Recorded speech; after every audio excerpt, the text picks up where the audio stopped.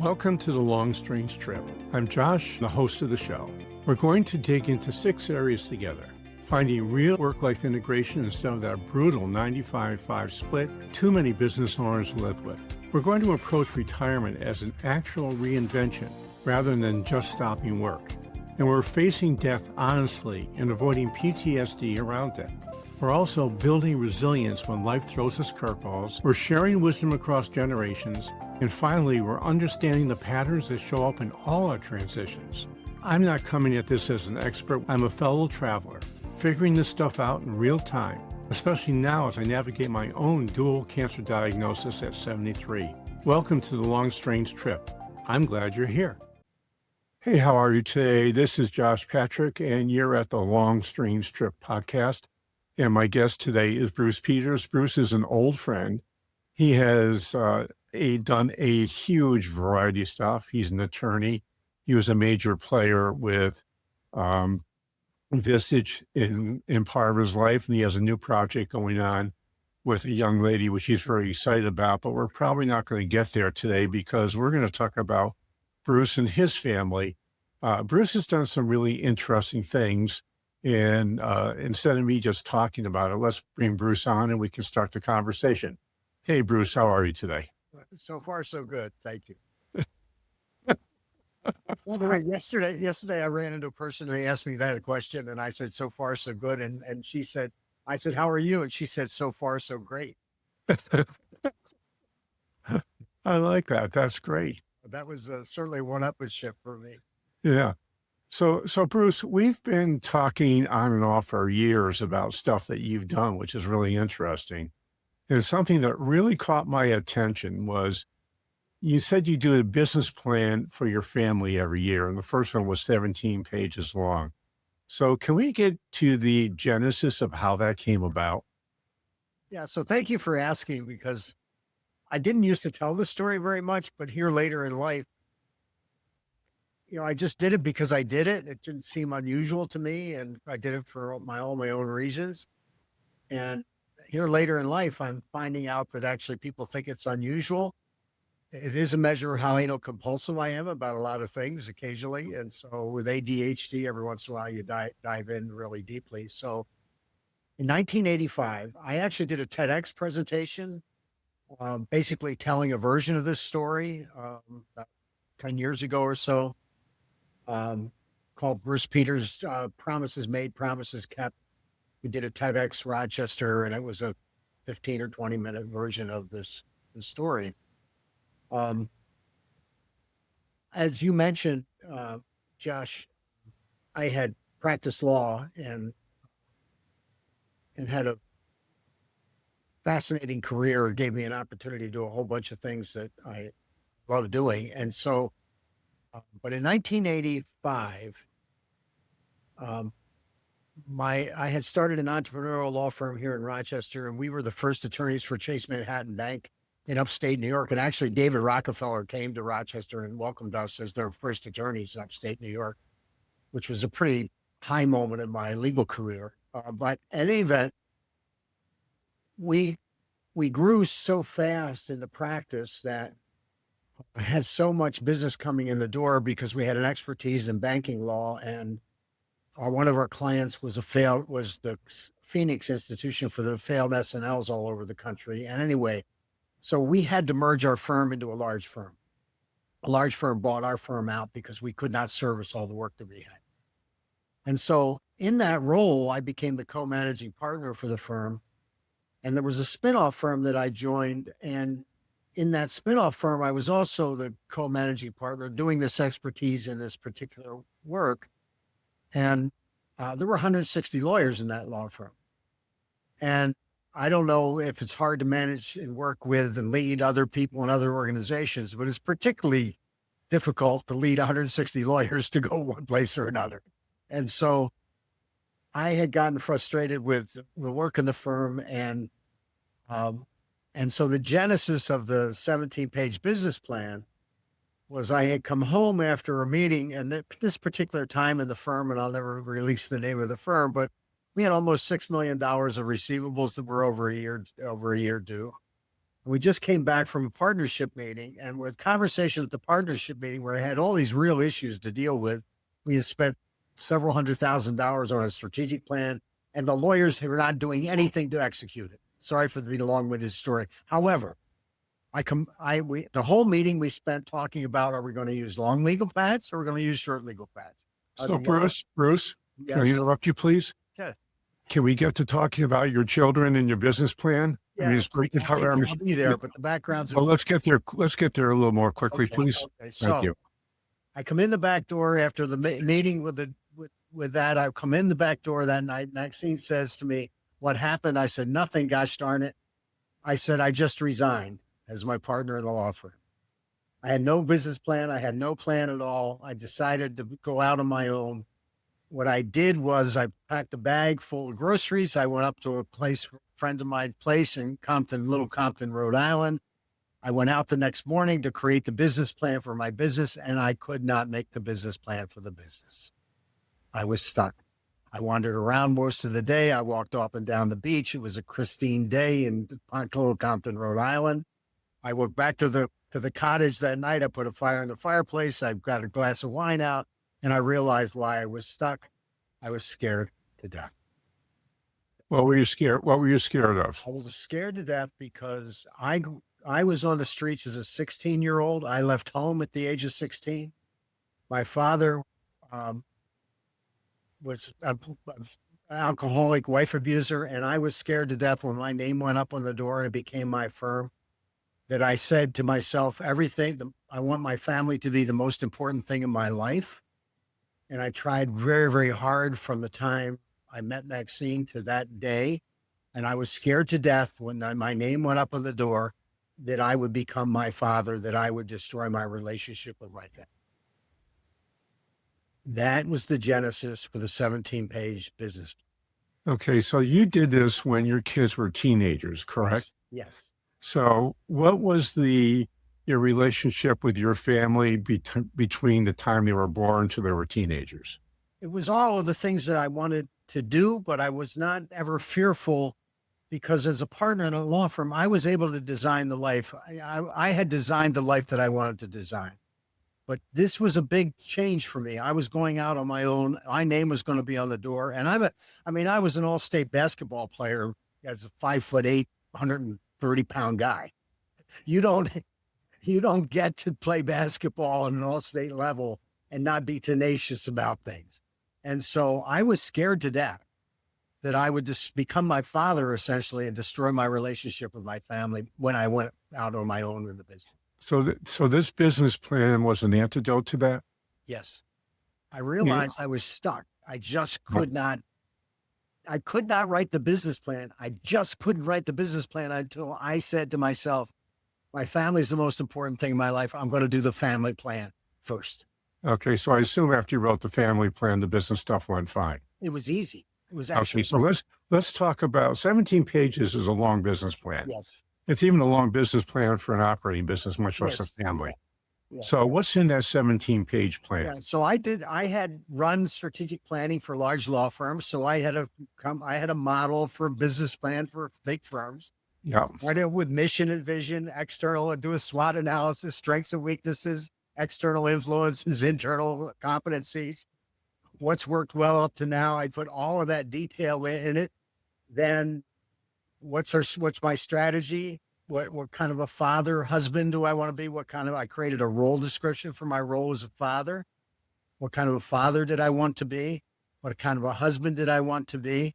Then I had a tactical implementation plan for how I would be that kind of father and husband. I scheduled a weekly date with my wife. I scheduled every 6 weeks, weekend retreats with my wife. I created a detailed implementation plan for my relationship with my kids, what they needed with me. Then I did all of that. Then what would be success look like? Then I made a promises and commitments scorecard, and I created in 1985. I've kept a scorecard of my commitments in life. Business scorecard for business, my score was 92%. Family commitments, my scorecard was 100%. Okay, so let me ask you something, because I'm just curious about this. Yeah. You got teenage children. You Yes. write the 17-page business plan. You give it to them. How No, much of it? I do not give it. Okay, so how did they know what was in it? They did not. Did they ever? My wife found out when one of my Vistage members spilled the goods to her at a Vistage retreat because my group knew about it, but my wife did not know about it. So was there a reason that you didn't want your family to know about it? Yes, What was the reason? several reasons. One Okay. is my wife didn't need a business plan. She would not understand my need for a business plan. Well, I don't think your family would understand the need for it, but that's okay. Correct. But so here's the question I have, because I think it's an interesting idea, and I think it becomes more interesting if you found a way to share it. So if you were to have shared that with your family, you're one of the most emotionally intelligent people I know. How would you have gone about doing that? Well, I did share it, but not in the way you're describing. Okay, so how did you share it? So I would have a conversation I would have with the kids would be, or let's talk about a conversation with Maxine. So I schedule, let's go to breakfast this week or let's go to lunch with Maxine. Sure. So we have the meeting and she's talking about stuff, and Maxine, as she would do, in what I'm in my mind is a weekly date. Right. And during that weekly date, she'd try and talk about me, and I would reverse the conversation and make it about her. What does it, how would that look? Well, she'd start talking about the kids. I said, well, how are you doing? Oh, okay. So I'd use my skills as a coach, which I Yes.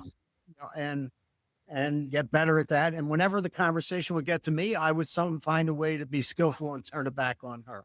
Yeah. Before we would leave that conversation, I would schedule the next one, the next week. Yeah. And so this worked out okay. Was this a good place? You want to do this again next week, or you want to do it someplace different, or you want to go out you want to take a walk? Then we scheduled after 5:00 every day when the kids got a little bit older. We scheduled a walk every day on the canal here in Rochester. At 5:00, I'd meet her at a canal place. We'd walk for 45 minutes. So that became the date. Okay. The walk and the talk. So I always had a methodology where I would turn the conversation about her. There was plenty of time that the conversation would be about me, but my mind was, I want to give that time to her.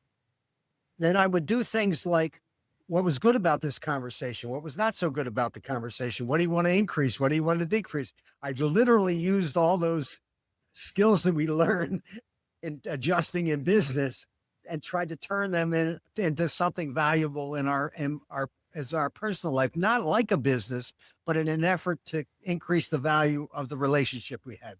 So Bruce, it sounds like you started this about 15 years into your marriage. Yes.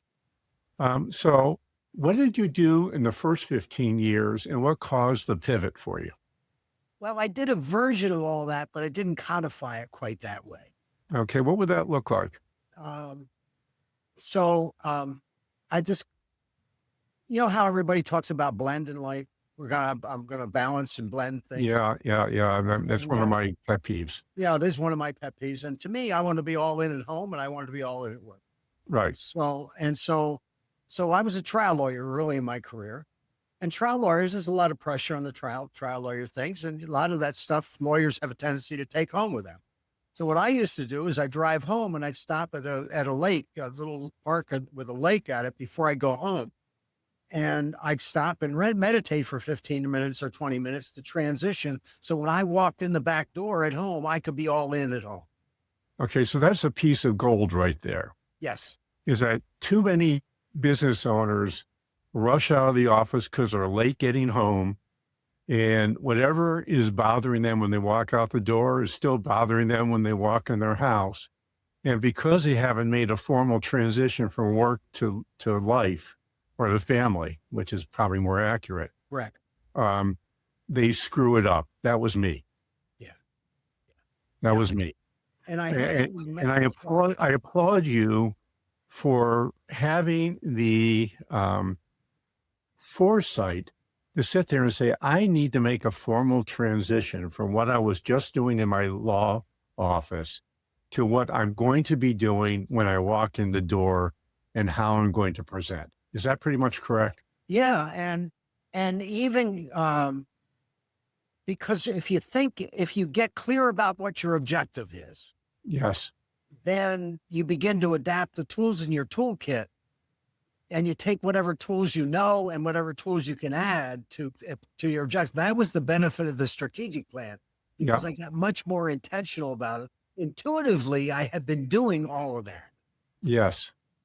So, but what I did was codified in 1980. right. We've talked a bit about what you've done with your spouse or what you did with your spouse.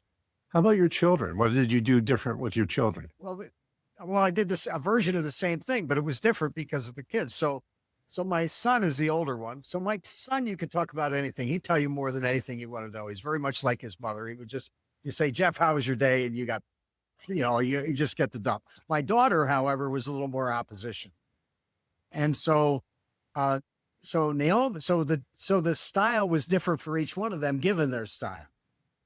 And so with Naomi, I had to be ready. My daughter would only talk to you when she was ready. Okay. So I had to have a strategy to provide opportunities for her to be ready. So what kind of strategies did you use? So if she needed a ride somewhere, she's riding with me in the car. Right. She wants to go somewhere, she wants something. If she just had a fight with her mother and her mother was not talking to her at all, if the window opened with Naomi, I would drop everything to be that window, to open that window as far as I could get it open. When it's shut, I'd get out of the way. Yeah.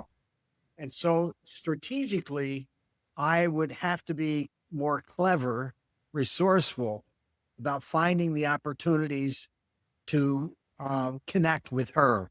So it had to be on her pace and her schedule, and had to be. Now, you and I talked about this a little bit last week. I've done a piece of the same thing with my grandkids. You have to meet people where they are. You don't have to love what they're doing and but you have to meet them there. And So how old are your grandchildren, Bruce? I've got grandkids in college now. Oh, okay. So they're basically adult children. Yeah, but I've had the thing. My wife passed away many years ago, so I took over a portion of her role, and so I have two grandkids here in town. One is at Brandeis now, and one's a 17-year-old in high school. So I have every Monday. I had every Monday night with Jordan for 18 years. Wonderful. And I have every Thursday night with Max, who's in town. And then every 6 weeks, in the plan was Maxine and I would go down to Bethesda where our other kids are. And I've got 3 grandkids down there, and while the kids were younger, not in college, Maxine and I would go down, and I continue to go down every 6 weeks. And I kick my daughter-in-law and my son out of the house, and I'll stay with the grandkids for the weekend. Oh, I nice. will not go if my daughter-in-law and son will be there. Because the relationship is different. The kids act different when the parents are around. Absolutely. That is pure gold. So what I learned from my wife, if you're going to have a relationship with your grandkids, you can't wait for them to establish the relationship or your kids to establish it. They have other priorities. You have to make it central. So that's why the business plan continues, because I'm looking for opportunities to connect and working at it. Okay. So Bruce, in your working career, I mean, I'm not talking last 20 years, but in your legal career, how did you carve the time out? Because that's really, I was always the boss. you're always a boss. Yeah. So the junior lawyers, Were my boss, were not my boss. yeah. So the other lawyers in your firm, did they look at your Yes. as being strange? Yes. Did you get pushback? It's very common. Everybody goes out to have a drink Friday night after work in the practice of law. In my Right. I could not. I went home. I happened to be Jewish. We do the Friday night with the family. We do the blessings. My Sure. kids continue to do it via a Zoom to this day. Oh, that's nice. So, and the kids, when they were in high school, there's a lot of pressure not to do it. You can go out afterward, but this is what we do as a family. Invite your friends in.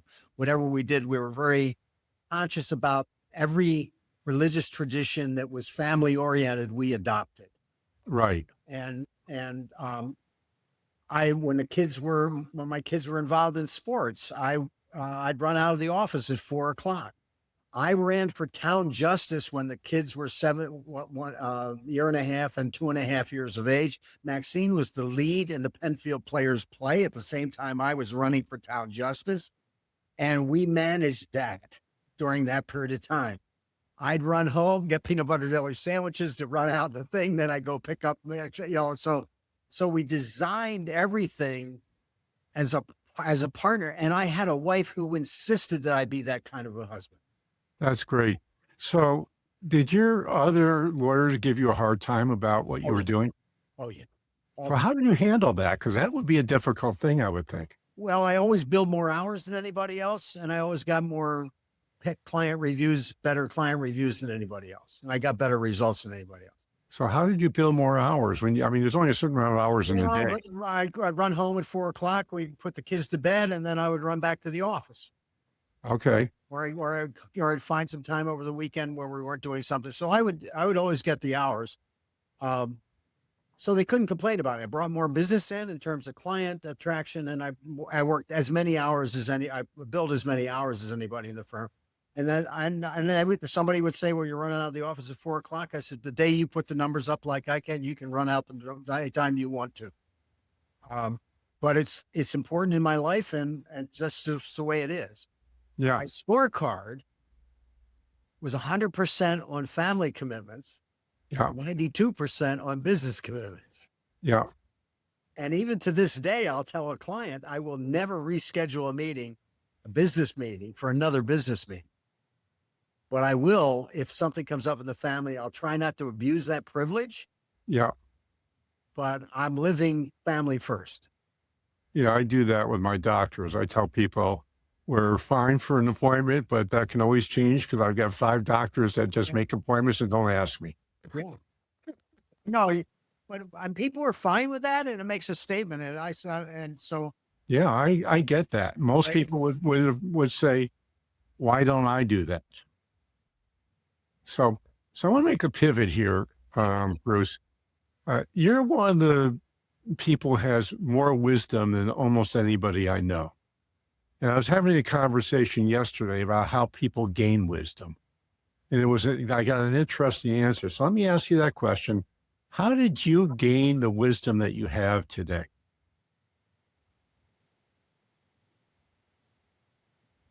Josh,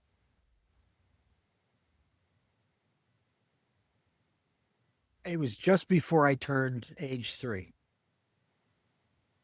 The police were in my house. Father, in retrospect, I understood my father had beaten up my mother. Police were in the house. And I didn't have language for it at the time, but I understood that I was the adult in my family. But the world was a dangerous place, and that I was going to have to figure out a way how to navigate. Mm-hmm. From that day on, everything I ever did, if I look back in hindsight, where you had forks in the road and you go left or go right, everything emanated from that. I arrived in this world with that understanding some ways.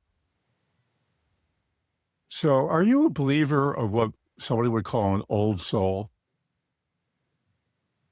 Well, I don't know what the right language is. And if that's an old soul, then that's the understanding that I had, but there was an insight that was beyond words.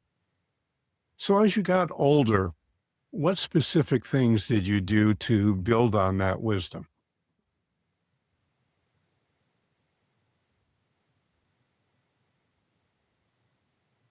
Maxine walks, I'm the head resident of the grad dorm at the University of Illinois. Yep. Graduate school. I'm in law school, just finished the first year of law school. Maxine walks in across the door. She's transferring from WashU to go to the U of I.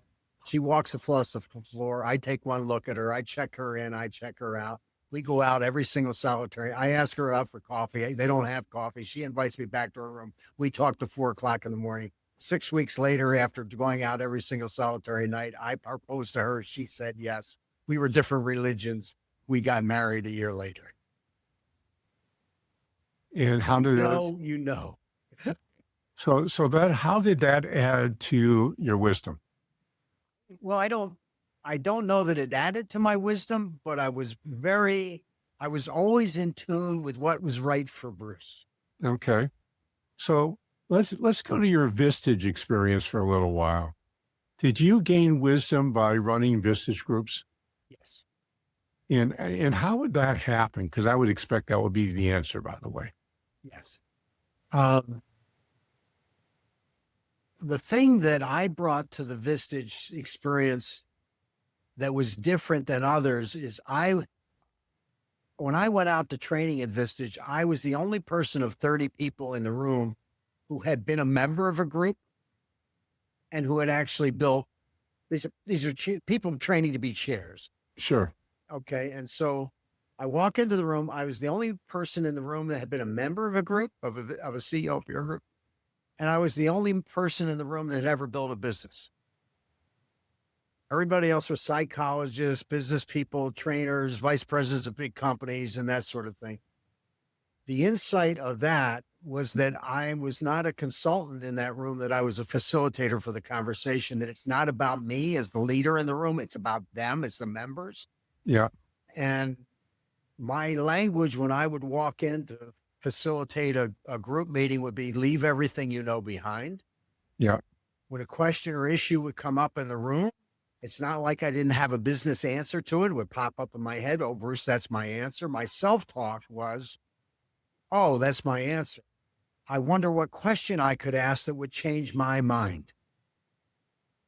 I tried to use my experience and my background to ask and help the group to get the answer from the group. What I learned over time was the answer that came out of the group was always better than my answer. That's the madness of the crowds. Yeah, it was always better than my answer. But so I learned about trusting the process and less about having the right answer. So I would bet, in fact, I know that you're a very curious person. Yes. And as a result of being a very curious person, you became a very good listener. Yeah, not that I always was, but I got better at it. Well, I don't think if you look back at me at my 25-year-old Josh, you would say, what a disaster. I think that, we all, hopefully when we get to our age, have learned some skills that are worthwhile for us to do. And the truth is, most of the people watching or listening to this podcast are going to be over 60 years old. So we've all had life experience, but not all of us have gained the type of wisdom you have because of the extreme things you've been through in life and the fact that you're extremely curious. Yes. I mean, I think the irony is, Josh is, and it's only here late in life I began to tell my own story a little bit. So, but the household that I grew up in, there was not a book in my house. Yes, you've mentioned that. Yeah, there's not a book in my house. When I look back, where the hell were the books? I'm watching my kids and grandkids, books everywhere. I live in a place got books everywhere. Yeah. I've read a book a week since 1985. That was on my agenda. So, yeah. But where did it start? I spent my 4th and 5th grade in the hallway. To this day, I have no idea what I was doing that was so disrupted in the classroom, but I had my own desk in the hallway. What did I do in my desk in the hallway? I read every freaking book that was in the school library. Wow. They tried to bring me back into the classroom for spelling or math, and I bring one of my library books in with me, and I tuck it behind the other book. Yeah. They'd ask me to spell a word. I had to go find the word that they were talking about. Right. So now the irony is, back in those days, I didn't tell my parents. Sure. I just didn't tell my parents. Yeah. I had a desk in the hallway. I had status in the classroom. When we went out on the playground, Bruce is in the hall. Where's Bruce? So it's what's the why of that? I mean, to this day, I know I must have been disruptive because I was out there, right? Yeah. Yeah. But that's where I learned to read. Well, I am As usual, very impressed with you, very impressed with our conversation. And if somebody wanted to find you, we're basically out of time, so we have to wrap this up. Okay. My God, that went fast. Yeah, Thank it you. does. Yeah. It does. Um, so if you could tell people how to find you, or if you want to be found, that would be great. Well, I do. Our new venture is called Beyond Ownership, and you can find us on the web at just beyondownership.com, and you can also find me in that fashion. Our work is primarily around and focused on second and third stage businesses, people who are in this silver tsunami, thinking about succession and transition, and that's our work. That's where we have so much affinity with what you're talking about and what you're doing on your podcast. So I appreciate the opportunity to be here and a welcome conversation with anybody. Great. I have a request, which is my usual request, which is to go wherever you're watching this or you're listening and give us an honest rating review. And you'll hear this again in our outro, but if you love us, give us 5 stars. And if you hate us, give us 1 star, and I'll just cry a little bit like I usually do. And I hope you enjoy this, and tell your friends about the podcast. It's a brand new one we've redone. For 9 years, we were talking about how to create great businesses. Now, for the next 9 years, we're going to talk about how to create a great life. So thanks a lot. And we're doing this as a role of seekers. What Bruce told you is one way of skinning the cat. It's not the only way. And as we investigate, in the areas we went to today was how to do a business without ruining your family, how to gain and use wisdom. Those are 2 of the 6 areas that we investigate here. So thanks a lot for listening. I hope to see you back here really soon. This is Josh Patrick. We're with Bruce Peters, and you're at the Long Strange Trip. And boy, isn't it that. Thanks so much. Thanks for spending this time with me today. I really appreciate you being part of this journey. I'd be grateful if you'd leave an honest rating and review. It helps other people find these conversations, lets me know what's landing with you and what isn't. If you love the show, give us 5 stars. And if you hate it, give it 1 star, and I'll just cry a little bit. Keep asking the hard questions. Keep being honest about what's difficult. And remember, we're all just trying to figure this out together. I'll talk to you next time on the Long Strange Trip. Thanks for stopping by.